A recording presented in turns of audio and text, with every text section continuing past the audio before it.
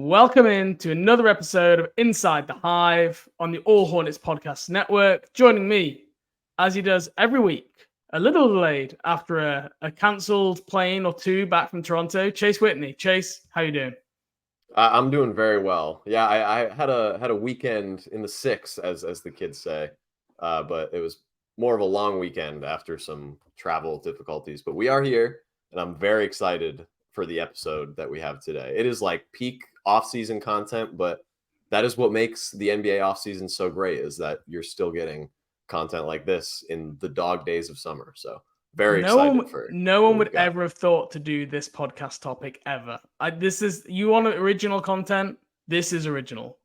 Today we are doing a draft where we're drafting a starting five each of Charlotte Hornets / Bobcats players who played under 100 games for the teams. So what we're kind of looking for here are those who had the single greatest single seasons in Bobcats or Hornets history. The reason we didn't just do greatest single seasons is because there were quite a few guys who kind of got traded to the team, played like 10, 15, 20 games, and then spent the next year there, which were kind of quite impactful. So we wanted to include them, and we had to find a way, which was basically make it an under 100 game draft. And we even then bent the rules a little bit more because Josh McRoberts played 104 games, and there was just no way we were doing this exercise without including Josh McBob. So we also included him, even though he did 104. But that is where we stopped bending the rules, Chase. So yeah, I'm looking forward to this episode today. We have not discussed anything about who we are going to pick beforehand, so we are completely in the dark with each other here. Yeah, definitely had to make the spiritual exception for Josh McRoberts, but other than that, we've got a rigid structure. I mean, we didn't get an exact count of how many players are on this list, but I think it was like 160 or 170 or so that James put together a fantastic spreadsheet and found all of these players that have. I'd love to take credit. Games. I basically copied and pasted from Basketball Reference. So hey, you did more work than I did. So Control C, Control V. That's all you need.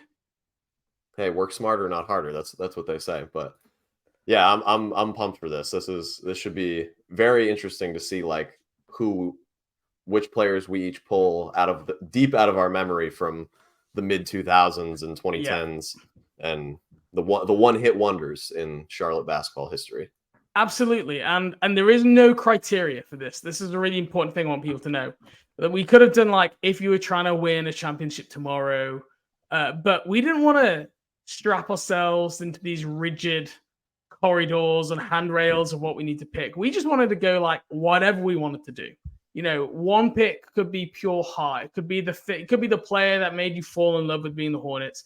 It could be that he was part of a really successful team who had a good playoff run. I don't know if you can say any of them were good playoff runs, but relatively. Yeah, or you can just pick the best player on paper, right? In terms of the numbers he put up, the role he played. But we are leaving this completely open to whatever we want. One other important thing to note is we are ruling out players currently on the roster. So likes of Mark Williams, Bryce McGowans are not able to be picked. We are only choosing people who have been on the team previously to this past year. Before we start, one last thing I want to plug is allhornets.com. If you listen to the podcast and you haven't checked out allhornets.com, please go do so. I've published, by the time you listen to this, maybe all three parts of the fan survey, which I conducted recently. I had over 500 responses, some really interesting info from there. Also, make sure you're following us on social media. I am at British_Buzz. Chase, what is your Twitter handle? At Chase Whitney _. There you go. I really should have known that because it's pretty simple. I try to keep it simple. You do. So make sure you go check us out there. And if you like the podcast, please give us a 5-star rating and review on Apple. Help other people find us and listen to the show as well. But Chase, are you ready to get this draft here? Any last things we need to get to the listeners before we get started with this draft? I think we're ready to dive right in. You want to flip the coin here for us? I'm going to flip the coin. Okay, off we go. Oh, I just realized we didn't even call aside. That is so true. That is important. I flipped the coin and I looked at the result and I went, I don't know what happens now. Like, who said heads? Wait, nobody. Yes. Okay. Right. Let's little rewind. Okay. Are you ready? You can make the call, Chase. All right, let's go. Tails never fails. Okay. Let's have a look. It is tails, so you get the first pick if you so want it, which I have to say, I'm pretty good about. And I won't say why yet, but over to you with the first pick of the under 100 games played draft for the Charlotte Bobcats / Hornets. All right, so I'm very glad that I got this pick because I was worried that I wouldn't end up with this player, but maybe I would have, judging by how you reacted to getting the second pick. But with the first pick in the all-time Charlotte Hornets / Bobcats under 100 games played draft, I'm going to pick Tony Parker, one of the newest NBA Hall of Famers. Okay. It was incredibly kind of Tony Parker to retire as a Hornet after an extremely decorated and illustrious career with the Spurs. He was only one of 4 players to have ever worn a Charlotte uniform during their career and then be inducted into the Basketball Hall of Fame. Obviously, the majority of that was with the Spurs, but still, he put up 9 and 4 off the bench in the 18-19 season. Was an extremely solid backup point guard, veteran leader, locker room figure. And for Devontae Graham specifically, I believe he mentioned like down the line multiple times that Tony Parker was like a mentor type figure for him that year and really helped him as he kind of like bounced back and forth between the Hornets and Greensboro. And then Devontae went on to lead the team in scoring the next season. So Tony Parker is my number 1 pick. He may not have had like the best statistical season that year, but one of 4 Hall of Famers to ever run through the franchise. That's got to count for something. And just like an all-time point guard of the last 20 years. So Tony Parker, first overall pick. It was a fantastic year. I mean, it was for him, his year in Charlotte. It was, I don't even know. It's season 17. Right. That is crazy. He was 36 years old, played with the Spurs his whole career. And the reason he came to Charlotte, if you remember, is James Borrego was here. And he was an assistant coach with him in San Antonio. And he was going to be the 3rd choice point guard for San Antonio. And he was pretty upset. Everyone thought he was going to retire a Spur. He was going to be behind DeJounte Murray was going to start, and Patty Mills was going to be the backup. And he was told, we want you back, be your 3rd choice. And he went, no, I can still play. And he went to Charlotte and he played, did have to deal with a foot injury, didn't play back-to-backs, but was just an outstanding contributor and still looked like, if it wasn't for the kind of the age and the health, he still had all the skills and the smarts to be able to play a really good role. And I think one of the best backups of the Kemba Walker era. Absolutely. I think a worthy selection at number 1. James, who do we got going off the board at number 2 here? Well, I'm feeling good right now because Tony Parker was not number 1 on my board. I think there is a clear-cut number 1. And I'm going back a little bit further, Chase. I'm going back to the 2008-9 season. And I'm selecting Jason Richardson of the Charlotte Bobcats. Jason Richardson, in his 1 season in Charlotte, played all 82 games, Warrior, 38 minutes per game. He averaged 22 points, 5 rebounds, 3 assists, 1.4 steals. At the time, was way ahead of his time. 7.3 a game, 7.3 threes a game in 2008. That was almost unheard of. Shot 41% on them, basically. Led this team in scoring. Was just an outstanding player. Highlight dunks, 3-point shot maker, played every single game. I don't know what more you could want from a single season Warrior as a guy. And when you're talking about depth on my team here, positions, small forward for me was the weakest area. And Jay Rich played just over half his minutes at small forward. So I took him at small. I'm placing Jason Richardson in at small forward. If you're maybe a younger fan, or you only start following them and became the Hornets again, please go watch some Jason Richardson Charlotte Bobcats highlights because he was as fun a player as there has been that has played for the franchise. Jason Richardson was the next player on my board. Yes. I like strongly considered him for number one. Like when we first started researching for this, I went down a pretty deep Jason Richardson rabbit hole. Like the only reason he was acquired by the Hornets or by the Bobcats was he was traded for the 8th pick in the 2008 draft, which was Brandon Wright, a UNC guy. And then he came over after playing with the Warriors for 5 years and, making an all-star team, winning that crazy dunk contest in the early 2000s and really like making his mark on the league with those like early 2000s Warriors teams. And then just absolutely lit it up. Like arguably was one of the best seasons, if not the best full season of his career. That was the 21.8 points was the second highest mark per game. Like somehow he was not even top 10 in Eastern Conference All-Star voting among guards that season, which I thought was crazy when I went and looked back at that. Well, what was the record? It must have been a down year, I have to say. Like they couldn't have been very good that year. I'm guessing that played a role. I think so. I think it was one of the years before they like really started to trail off, and then obviously had the 7-59 season a couple years later. But I don't think that they were a very good team either. I think they were 35-47 that season. So obviously that's actually pretty good for the Bobcats. yeah, right. That's not terrible, but that obviously played some sort of role. But but I was completely shocked that he had no accolades to show for that season at all. Like some guys that were ahead of him in Eastern Conference All-Star voting that year. Do we want to pull some names out right now? Yeah, let's go down the rabbit hole. Let's go. All right. So it was Michael Redd, all-time mid-2000s player that like just peaked and then fell off extremely quickly. Yeah. Rip Hamilton. Shooter.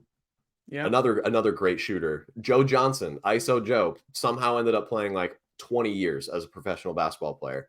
And then another one of my all-time favorites point guards from that era is TJ Ford, was the 10th leading vote getter among Eastern Conference guards that season. They didn't list past 10 because I imagine they didn't really keep track of it in as much detail as they do now. But Jason Richardson had to have been close to that top 10 area, but just didn't quite get there. They had 16 30-point games, put up 42 against the Warriors in his first season after playing them. He was just a very high quality basketball player. And I think he played like 96 or 97 games with the Bobcats. So barely made the cut too, but it was definitely the highest peak of maybe anybody on this list.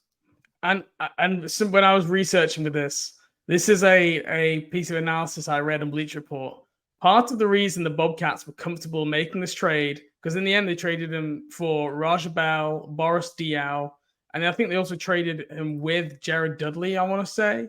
I believe so. Yeah, to the Phoenix Suns, was because of the emergence of DJ Augustin, who had scored 20 points, 3 times when Richardson was hurt in late November. So, I mean, obviously, like they traded that one piece for more kind of a couple of pieces. Raja Bell, Diaw both started for the team, so it's a bit of a 1-for-2 trade. But Jared Dudley also went on to have a really good NBA career himself. Unfortunately, not really in Charlotte, but in Phoenix, kind of broke out into the rotation. And so, yeah, Jason Richardson, I'm thrilled to get him with the second overall pick. But back to you for number 3. All right, we're going to keep it in the backcourt here. 3 guards coming off the board in the top 3. He only played in 28 regular season games, along with 7 playoff games, but provided easily the most thrilling postseason moment in recent Hornets history. That is one Courtney Lee. He was acquired mid-season by the Hornets, and then in 2016-17, and in the game 5 of the first round series against Miami, the Hornets were down 88-87 with about 30 seconds to go. Sank a go-ahead 3. Best part about it, off of an offensive rebound that he like really hustled for and crashed the boards, and he just he came in off the right wing, grabbed the rebound, turned around and pitched it to Jeremy Lin, and just relocated to the top of the 3 and drilled it. And that shot, I think it was like 25 seconds left after he hit it. The Hornets were up 90-88, and they eventually went up 3-2 in the series. But obviously, we know how that ended, and this is a happy and fun episode, so we will not elaborate on that further.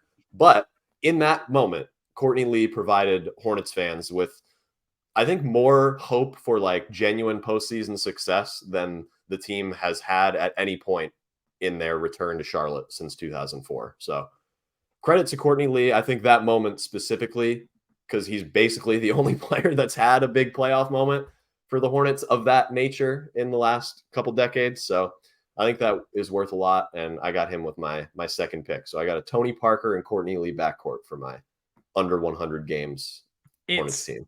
It's a very solid pick. Interestingly, they got Courtney Lee at the trade deadline by trading PJ Hairston and 2 second-round draft picks, which this is one of those ones where you look back on, even at the time, it's like, well, we're trading for like a 1-year expiring short-term fix. We're trading a young player at the time had fallen out of favor, PJ Hairston. He had a lot of opportunity. He never really put it together. But you're trading 2 second-round picks for a rental for the last 20-something games and maybe a playoff run at that time. Is it worth it? And you look back on it now, and you probably argue, well, Lenny left in free agency, and you've gone out second-round picks for what? But like you said, for those memories, for that moment, that, you know, you talk about the greatest moments in Charlotte history in recent times, and you can't tell that story without Courtney Lee. And I think that means something. I don't think you can always point to be like, oh, well, they didn't win the Eastern Conference Championship. They didn't do X and Y. It doesn't matter. You can't just like hold every asset and then like trade them away when you're like ready to win everything. It just doesn't work like that. And it is a consistent theme that some of the guys, obviously, we're going to talk about today, weren't retained after their one solid season in Charlotte, which is an interesting trend, and we'll see if we can identify any of those trends as to why. But Courtney Lee, a great selection, I think, there at number 3, was in consideration for me as well. Okay, number 4. I'm going to stop the slide right now of the one and only Josh McRoberts. McBob was traded to the Charlotte Hornets, the Bobcats at the time, actually, to the Charlotte Bobcats for Hakeem Warwick, who is essentially out of the rotation and done absolutely nothing. And he had half a year and 1 full season left in his contract. While in Charlotte, he averaged around 8 points, 5 rebounds, 4 assists. But really interesting, Steve Clifford just basically started running the entire Charlotte Bobcats offense through Josh McRoberts. And this is Josh McRoberts, firstly, just a cult hero in so many ways. The hair, for one. Let's just start with the hair. You can see it right there on the screen for those watching maybe on YouTube. Just glorious locks. I mean, who's not jealous of having flowing locks like that? It didn't matter if he had a hairband or if he let it go. It was all great. The versatility of the hairdos was arguably the strongest point for him in favor for me. Absolutely. The dunks, sneaky dunker, especially for a white guy. Sneaky dunker, Josh McRoberts. If you check out some of his dunks, and just like the arrogance that he played with as someone who had like proven very little in the NBA, but he played like an all-star. You know, have just some of the swagger he threw with some of his passes and playing through it. It was a fun ride, and that also obviously coincided with a really successful time in Charlotte history, where they went again played the Miami Heat. And he ended up leaving after his 1 season, actually signing in Miami, which is a real shame because I know he was a big popular fan favorite, McRoberts at the time. But I'm taking Josh McRoberts for the guy who gets traded for absolutely nothing. And there's 100 people, every time anyone gets traded, they go, oh, this could be a steal. And 99 times, he just turns into another guy who doesn't really matter and doesn't exist. But this is the rare time where you put someone off the scrap heap for nothing, and he's turned into like a playoff starter for you and was legitimately good. So yeah, it was just a fun ride with Josh McRoberts, and I'm happy we bent the rules to be able to fit him in, and I'm happy to have him next to Jason Richardson starting at power forward. Yeah, I mean, he had easily the best seasons of his career with the Hornets. Career highs of 8.6 points and 4.3 assists per game. And the per 36-minute numbers are a bit wonky for players that don't play like huge minutes or don't play a ton of games. But he averaged 10, 6, and 5 per 36 with the Bobcats in 2013-14. And they were a playoff team that year. Started all 78 games he played in. He was like insanely reliable. And it was really the only point in his career that was like that for like more than, stretches of a season or 1 full season. Like it's just the peak started and finished in Charlotte for McBob, and we wouldn't have it any other way. We got to have somebody to call our own, and there's no fan base. Obviously, people liked him at the time, but there's no fan base that holds him as near and dear as Charlotte Hornets fans do. And for those people who hate LeBron, he'll always be remembered for the guy who elbowed LeBron in the throat in Game 3 of the playoff series. And if you haven't seen that, go look at it. Yeah, it was a dirty play. I can't lie. But he was a real competitor. He had that fiery side to him. And when you're a guy like that, you need to have that when you're fighting, to have an NBA career. And that's what he was before he got to Charlotte. And I'm glad he was able to get paid afterwards. Injuries really hampered his career from that point forward. But it was a great ride with Josh McRoberts. And I've very fond memories of McBob. I think we all do. But now we're going to add another big to this list with the 5th pick. So far, the players on my board that I had for this draft have come off in order 1, 2, 3, 4. So wow, okay, we'll see how this one goes, because I got Tyson Chandler with the 5th pick in this draft. He is one of 2 All-NBA players among those eligible for this draft, which to me that has to count for something. Obviously, it was not with Charlotte because he was pretty injured that year. I believe that was like when his foot problems or like lower body injury problems started, was the year with Charlotte. But, story of our lives, like some player comes here and gets hurt or is better when he leaves or something like that. But the Bobcats also traded Emeka Okafor to acquire him. I thought he was a worthy selection just because of how decorated his career is in comparison to most players with less than 100 games played for the Hornets or the Bobcats. All defense, all NBA, led the league in blocks multiple times, played in the NBA for a decade and a half. If this team that I were drafting were to actually play a real game, I would be very happy with my interior defense and just the two-way play of my starting center here in Tyson Chandler. With your own criteria, I completely get the pick. Didn't even make he was on my very extended short list, but isn't even in my top 15 players. Okay. The reason being, I went off the emotional memory of these players, and the emotion of Tyson Chandler was not great. He came with promise of big things, and he was injured a lot of the year. He was so injured that the Charlotte Bobcats had to trade for Thea Ratliff from the San Antonio Spurs, who actually started ahead of him in the playoffs, no less. Thea Ratliff, at whatever age it was, started ahead of a 27-year-old Tyson Chandler who should have been in his prime. And I just never really got the feeling and the vibe. He didn't play that well here. He was dealing, I think, with a big toe injury from memory.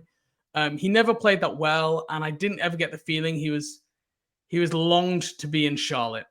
And literally, as soon as you traded him away, I think he went and won the championship with the Dallas Mavericks the next year. And that always just left a little bit of a bitter taste in my mouth because I didn't think we got the best out of him. So for that reason, he wasn't on my shortlist because my memory of Tyson Chandler wasn't a positive one. But like you say, if you're creating a list of players to put together to win, and like we said, we can use our own criteria, have wherever we want it. I completely understand the Tyson Chandler pick, but didn't make my list. Yeah, no, that totally makes sense. I'll be honest, I don't have a ton of a memory of the vibe about him because I was very young at that time, so I did not understand NBA discourse in any real way. But you are correct. As soon as he left, he won the championship, and then 2 years later made an All-Star team, an All-NBA with the Knicks, and I believe he won All Defense while he was with the Mavericks. So yeah, definitely is a very decorated player. I think other than Tony Parker is the most decorated player, most All-NBA, All-Star appearances of anybody on this list. But unfortunately, yeah, he did blow up basically as soon as he left Charlotte. And you know what they got back for Tyson Chandler in the trade with Dallas? Who I don't remember, but Eddie Nahara, Matt Carroll, and Eric Dampier. Totally worth it. The guy who just went on to win Defensive Player of the Year and be the starting center on a championship team.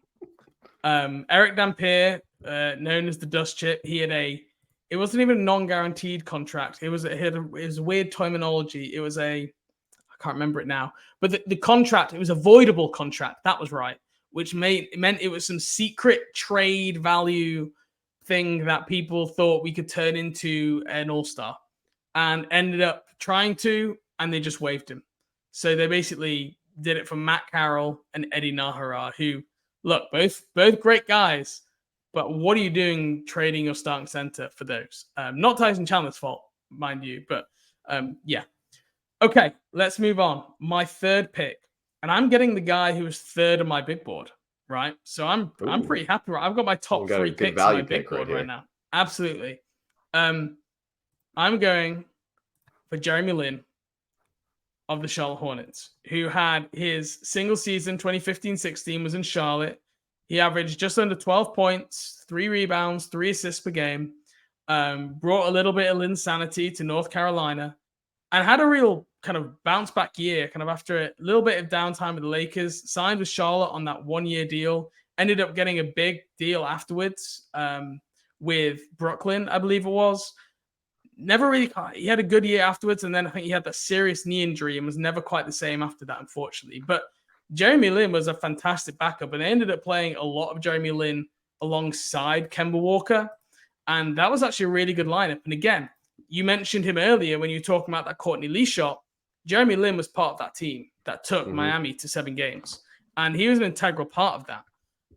He was a little bit hurt, I think, down the stretch of the season. He had an ankle injury, which limited his impact down the stretch. But I had actually Jeremy Lin just ahead of Tony Parker in my own rankings here.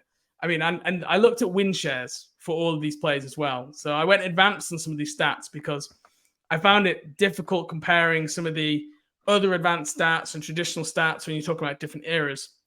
Win shares, I like to think, is a stat that kind of transcends eras a little bit. And Tony Parker, 0.9 win shares. Jeremy Lin, 3.5. So was comfortably ahead. And he was a really impactful on a super winning team, as was Tony Parker. But I just nudged Jeremy Lin ahead just slightly.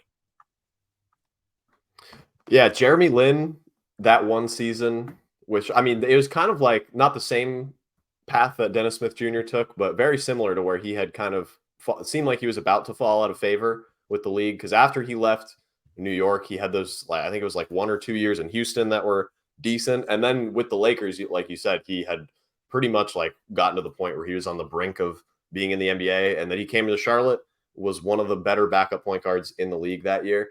And his like defensive or just general versatility is, I feel like, very underrated part of his game. Like he had good size. He was a good defender. He could shoot, pass, handle the ball, like all at a requisite level for NBA backup guard in like the mid 2010s. So he was very close to, he was not the next player on my board, but he was 3 players down from where I am right now. So very close for me as well. And could have been on the team if the draft had gone differently for sure.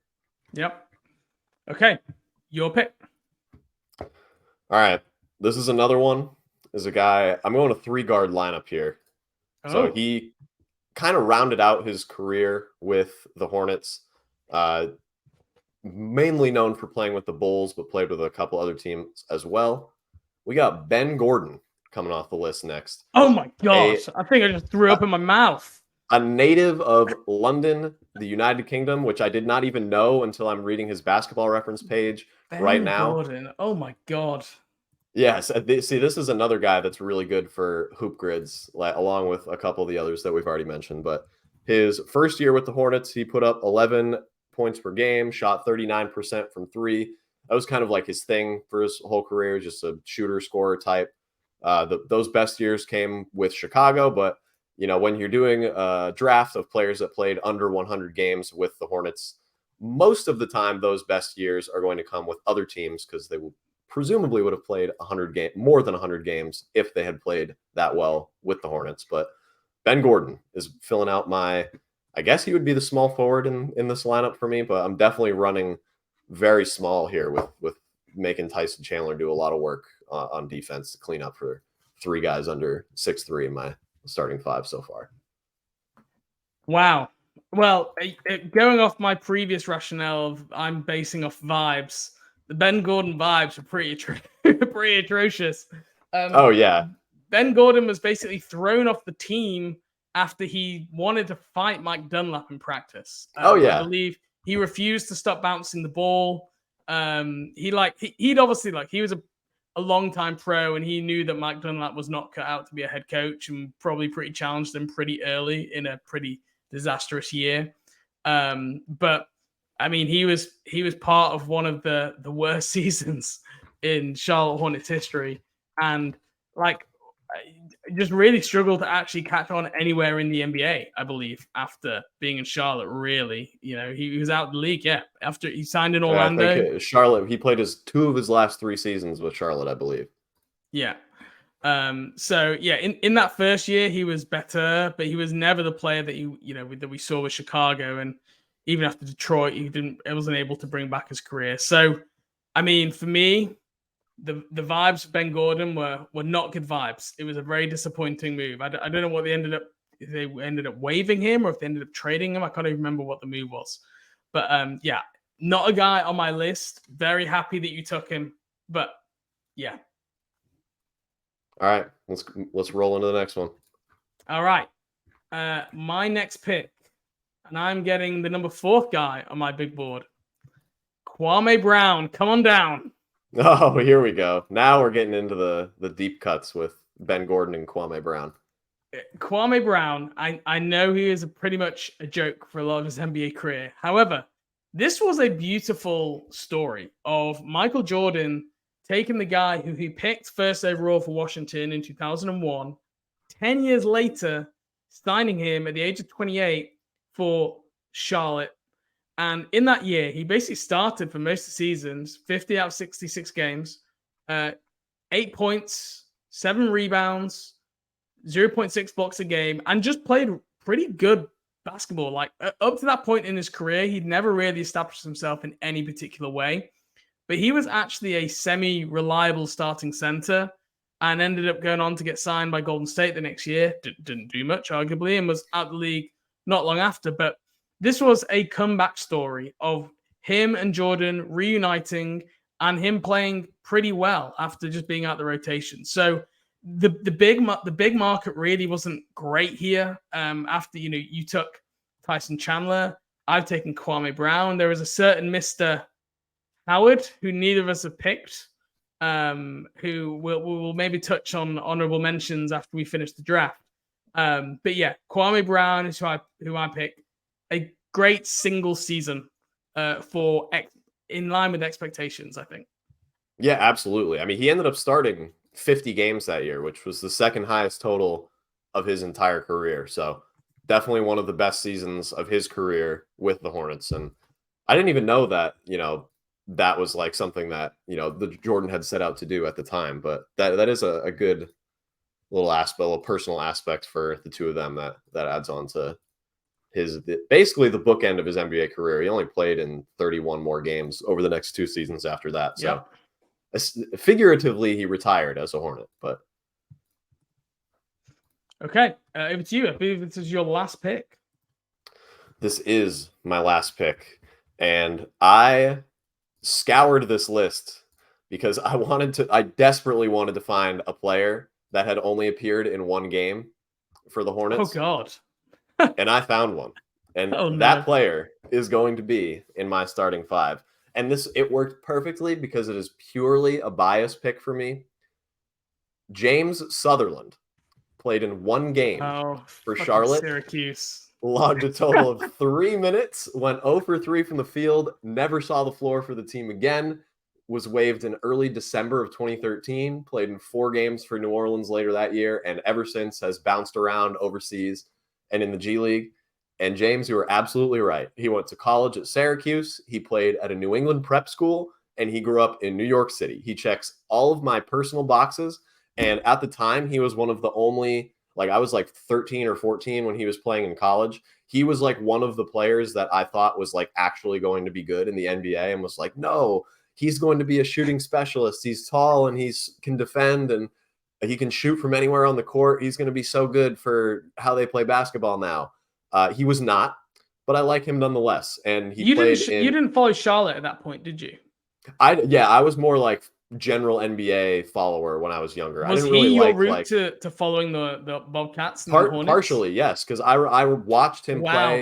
I That's even think sadder than that my Adam Morrison story. oh, totally, like 10 times. Yeah, I think that may have been the first like summer league that I watched was like that year.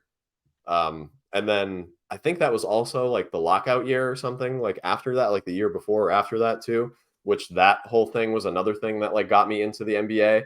And then like the Hornets specifically, because during the lockout year was the 7-59 thing. And then this came along a couple years later. And now here I am between that and James Sutherland.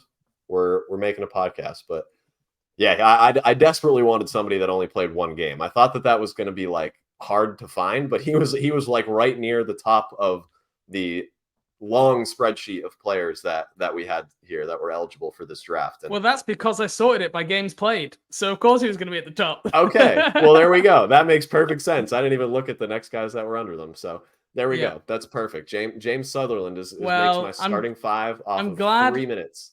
And this is why this exercise is great, because everyone has different connections to players on the team. Sometimes you might bump into someone in person. Like you said, it was a guy who played for your college. You got to get your homer pick in. So I love the standing for James Sutherland. Unsurprisingly for you, wasn't on my list, but this is why I figured he would have been the next guy on there for you. I can't believe that. Okay, now I'm filling out my roster spot, and I have one position left at shooting guard. And okay, I think I know who I'm gonna go with, and I'm gonna select Raja Bell, who was part of the aforementioned trade with Jason Richardson. Raja Bell was in Charlotte for the 2008-9 season, played 45 games, and then he got traded and then was basically here for part of the next season. But in that time, had a career high, averaged 13 points per game in 2008-9 while in Charlotte. Took on a more offensive role, playing under Larry Brown, and just one of like the toughest guarding defensive guys who've ever played in one of the backcourt positions for Charlotte. Was known as the Kobe Stopper. Was a kind of a Bowen type defender where he just shot threes, ran off a lot of screens, and started quite a lot of fights. And I always really liked that about Roger. He was a real leader, a real tenacious competitor, and he's gone on to have a great NBA media career now, which is a joy. So I always really had a soft spot for Raja Bell. You think back now, 3-and-D, that skill set, I think would be so much more useful now than it was then. I mean, he was only taking 4.8 threes a game in 2010. I mean, now he'd be taking like 10 a game. He was a 41% three-point shooter for his entire career. And he played lockdown defense. So I really feel like he is someone who maybe came at the wrong time. Interestingly, Gordon Hayward was Raja Bell's vet when he played in Utah. So they are still well connected and good friends to this day. And it's nice to have that little bit of a connection. So I'm putting Raja Bell at shooting guard in between Jason Richardson and Jeremy Lin to round out my starting five. That is a great pick. He was at the top of my honorable mentions list. And I mean, if you isolate the like second half of the season in 08-09 where he was traded to Charlotte from Phoenix, that's like one of the highest scoring portions of his career. So the production was absolutely there. He was, like you said, was a great locker room and leadership guy. That is a very good pick. He was right at the top of my honorable mentions list here. So I would probably have gone with him if I didn't take some of these other guys ahead of him.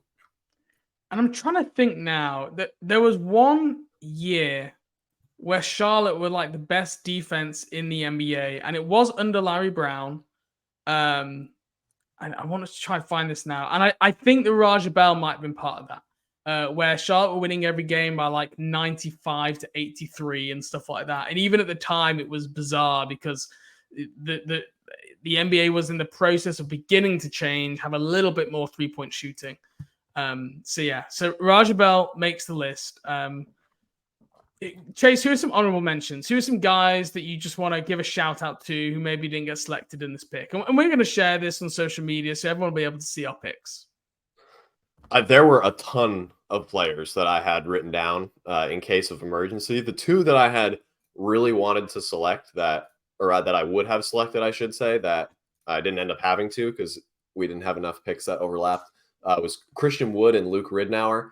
They're only because they are perfect examples again of players that were really good for like sizable portions of their career other than when they were with Charlotte, which is like, especially for that era, like Luke Ridnour's era, just the story of Charlotte basketball. So they were more of like memorials to the time period that they played in.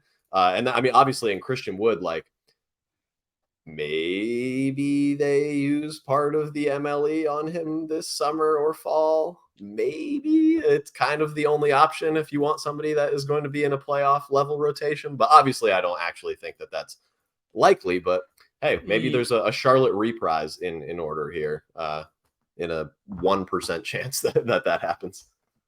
I mean, look, it's technically possible. They've obviously had multiple chances to sign Christian Wood before, and they never have.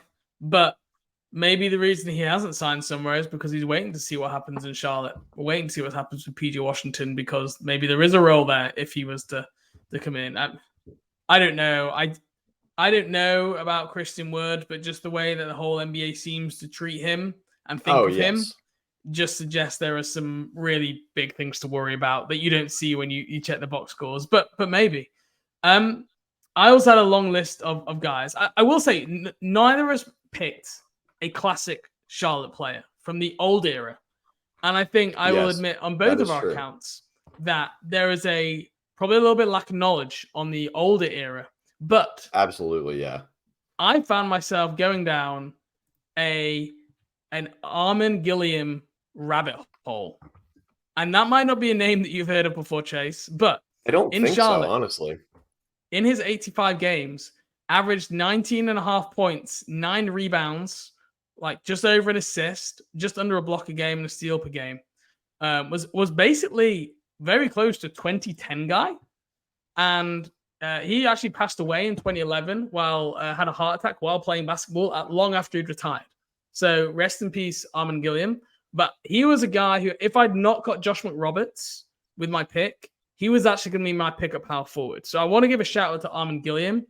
A couple of other shout outs for Old Hornets, Kareem Rush, Kenny Anderson, a couple of other guys who I wanted to get out there who are from the older generation. So if you were I had Kenny Anderson on my short list. I think he's also one of the only other guys that had made an all-star team that was on this list. It was with New Jersey, but he was an all-star at some point. Absolutely. Any other names that you had? Do you want to rattle off here? So for an older, like pre-expansion Charlotte era, I had Vernon Maxwell. I think this was the tail end of his career, but just his Twitter persona at this point, I think is worthy of remembering, especially because he had, I mean, his battle with Utah Jazz fans over the years has just been absolutely incredible. And I'm glad that the person who is, fighting that fight got to wear a Hornets uniform at some point. I also had Arnaldas Kolboka, I guess, was probably the most recent player that I had on my list because he was the international man of mystery for so long. And Charlotte, right, like Hornets fans just like revered not necessarily what he was, but what he could be. And the idea obviously, of him. right, exactly. It didn't amount to anything, but for so long, there was so much hope around Arnaldas Kolboka. And I mean, he's already back in Europe, likely where he's going to play out the majority of his basketball career. So I had him on there. And then you mentioned earlier the crop of bigs was not very impressive. That was something that I struggled with too. The only other bigs even on my honorable mentions list were Roy Hibbert and Brendan Haywood. Neither of them were like particularly great, but it was just because they were good at some point in their career, really. Why not Dwight Howard?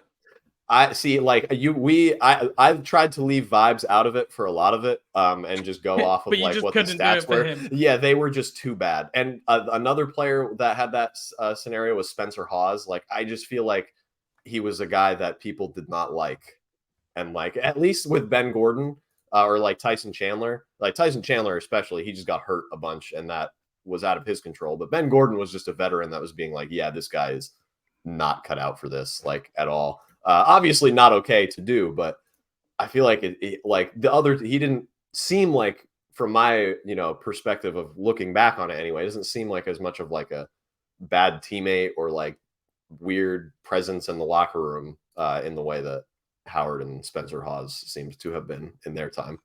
Well, I mean, I'd Spencer Hawes as my second big ranked after Kwame Brown. I didn't remember it that way. He was a little bit disappointing, yes, but another guy with great hair and did some funky stuff. Byron Mullins was another guy. Theo Ratliff. Theo Ratliff was on my list as well. Was he technically again. He was a Bobcats. Did he ever play for the? He was just a Bobcat. He played basically that single season, same one as Tyson Chandler did, and started in the playoffs and basically just fouled Shaq every time he touched the ball, and that was basically what he was there for. Not a bad plan. No, Montrezl Harrell, again, honorable mention. I'm going to take you on a whirlwind tour quickly of other guys on my list. DJ White, Kurt Rambis, Jermaine Jones, Anthony Tolliver, Walter Herman, Corey Maggette, Chris Douglas Roberts, always remember that game winner, Svi Mikhailuk, Gary Neal, Kareem Rush, Dennis Smith Jr., and Mo Williams. So there you go. These are all on my depth chart. We were never going to get that far, but they're all guys who I have fond memories of or moments for their time in Charlotte. Mo Williams also went on to make I was going to say an All-Star appearance. I think he did make an All-Star appearance yes. playing with LeBron. He is one of the guys that LeBron turned. Him and Daniel Gibson, LeBron James made them All-Stars. If that's not a testament to LeBron being one of the best, if not the best players of all time, I don't know what would be. Yeah. But overall, just a fun exercise to go through. And hopefully you guys listening enjoyed it as much as me and Chase did, going through and revisiting some of these seasons and talking about some of these guys. Like we say, great off-season content. What couldn't you enjoy? Okay. Let's leave it there. Chase, you want to get anything out for the people? I hope you guys enjoyed this. Definitely, if you guys can find the criteria and filter out all the players that have played more than 100 games, send us your starting five of the greatest single season in Bobcats / Hornets history. I mean, clearly the difference between just James and I's, like, this is entirely subjective. You could do the 5 highest scorers. You could do the 5 players that you liked the most. You could do 5 people with the longest hair, for which Josh McRoberts will still get taken off the board right at the top. So yeah, Spencer let us Walter Herman. Let's keep going with this. Nahara had pretty long hair as well. Eddie Nahara can make it in that. I'm struggling with point guards though. That's where I'm struggling. But yeah, we started well there. Yeah, we definitely did. Let us know your starting fives as well. So this is peak off-season stuff though. We gotta keep talking about basketball somehow. So let's do it. Yeah. All right. Well, thank you everybody for listening or watching if you're watching on YouTube, and we'll chat to you next time. Thanks, guys.